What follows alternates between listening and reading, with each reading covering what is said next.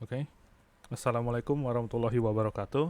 Nama saya Aji Saputra, NIM saya 0528 56097 dari jurusan Sistem Informasi.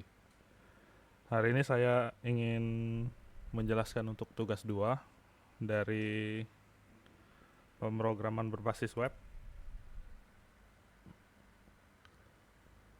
Pertama-tama, sesuai instruksi soal, kita akan membangun aplikasi berbasis Vue.js versi standar menggunakan CDN Vue 2, di mana sini artinya aplikasi ini sangat praktis, bisa langsung dijalankan di browser tanpa perlu proses build yang rumit seperti Webpack atau Vite. Berikut untuk codingnya. Yang kedua untuk struktur file atau folder. Di sini pertama mari kita siapkan rumah untuk folder kode kita. Struktur foldernya cukup sederhana.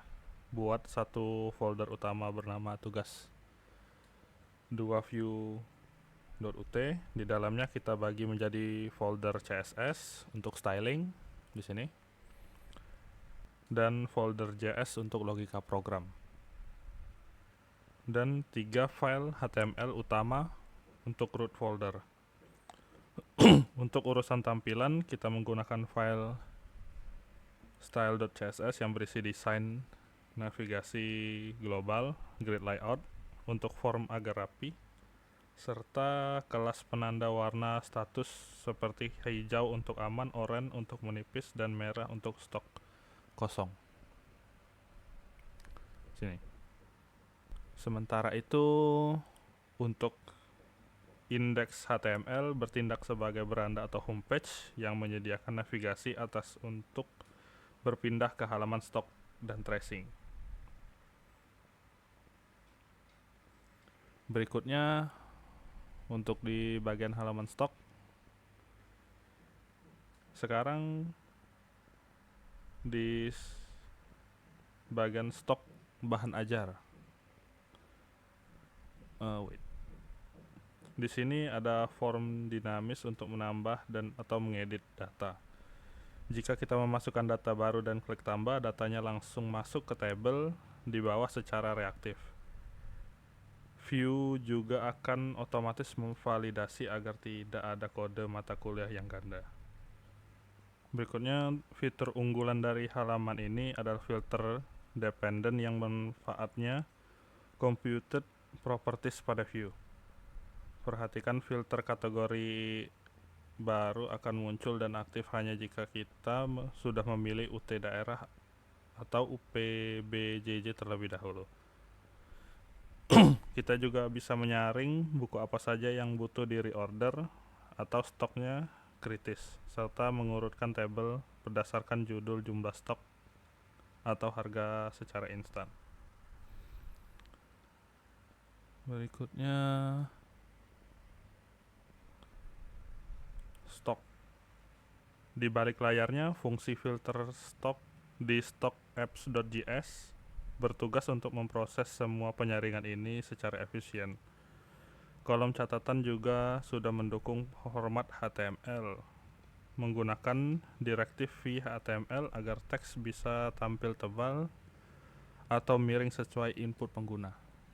Berikutnya untuk bagian tracking. Halaman ini berfungsi untuk memantau pengiriman modul ke mahasiswa. Begitu kita memilih jenis paket pada form, kotak informasi detail isi paket, dan total harganya akan langsung muncul secara real time. Ini berkat integrasi reaktif antara drop down dan data dummy paket kita. Saat kita mengklik submit, sistem di tracking apps.js ini secara otomatis akan membaca tahun saat ini dan menghitung urutan terakhir untuk menghasilkan nomor DO baru yang unik, misalnya DO 2026-002. Tanggal pengiriman diinisiasi otomatis ke tanggal hari ini, dan orderan baru langsung tercatat di daftar riwayat lengkap dengan log history perjalanannya menggunakan metode this $set agar data baru tersebut terdeteksi secara reaktif oleh Vue. Baik, itu untuk semua fitur, mulai dari filter dependent, inline editing, manipulasi array reaktif, hingga auto generate nomor DO yang sudah terpenuhi dengan rapi. Untuk berikutnya, kita menuju ke demonstrasi hasil aplikasinya. Kita buka. Ini saya menggunakan live server, jadi langsung kebuka.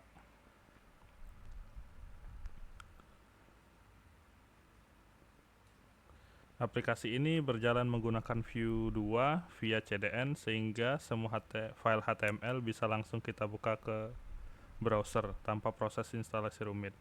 Ini saya menggunakan Google Chrome. Ke stok bahan ajar.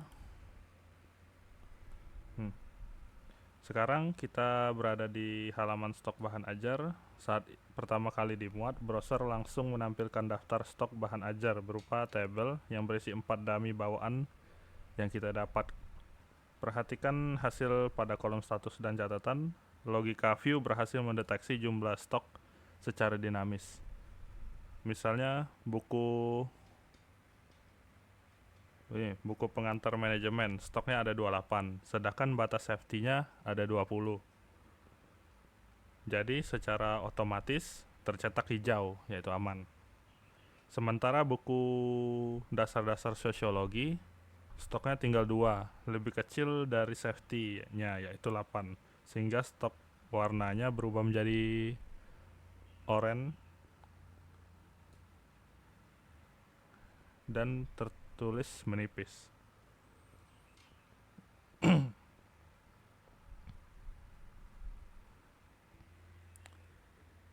Sekarang kita coba untuk menambahkan data. Saya memasukkan kode ISIP 4110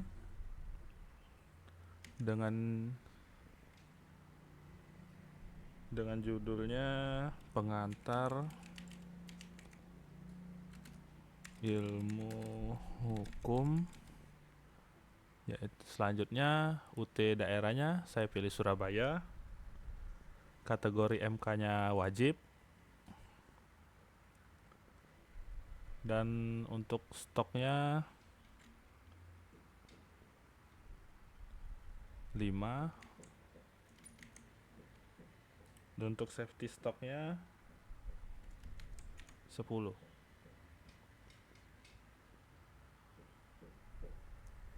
Begitu saya klik tambah kepada tabel, dengan status otomatis menipis karena stoknya kurang dari safety. Selanjutnya kita uji fitur inline editing. Ketika tombol edit pada buku pengantar akuntansi diklik, hasilnya semua data otomatis naik mengisi form di atas dan tombol berubah menjadi update data. Saya ubah stoknya dari 7 menjadi 25.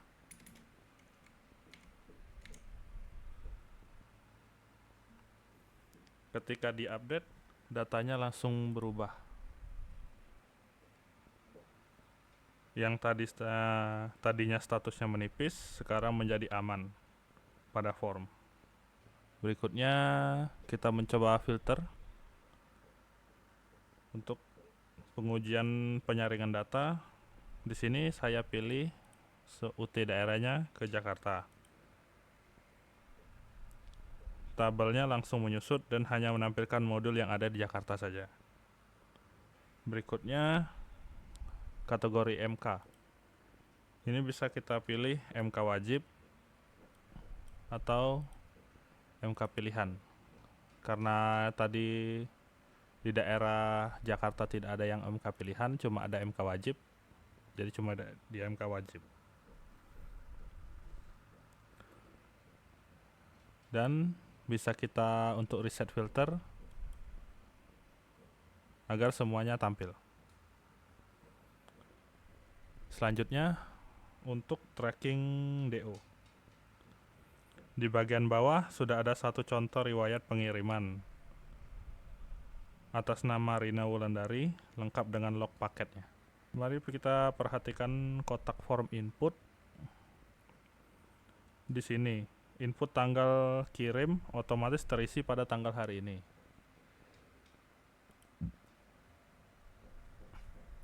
Nih, otomatis tanggal hari ini.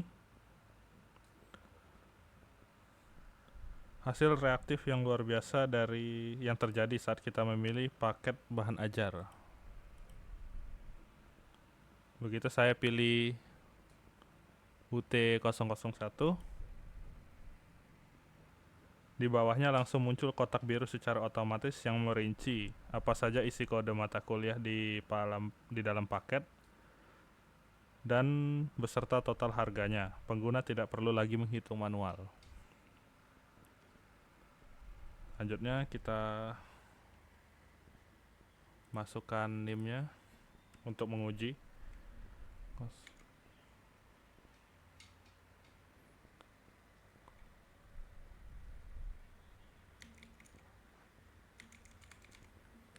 Oke. Ini masuk nama. Layanan ekspedisinya kita pilih yang express. Lalu submit delivery order. Dan akan berhasil langsung tertambah di bagian bawah dari penerima, ekspedisinya, dan log history perjalanan paket.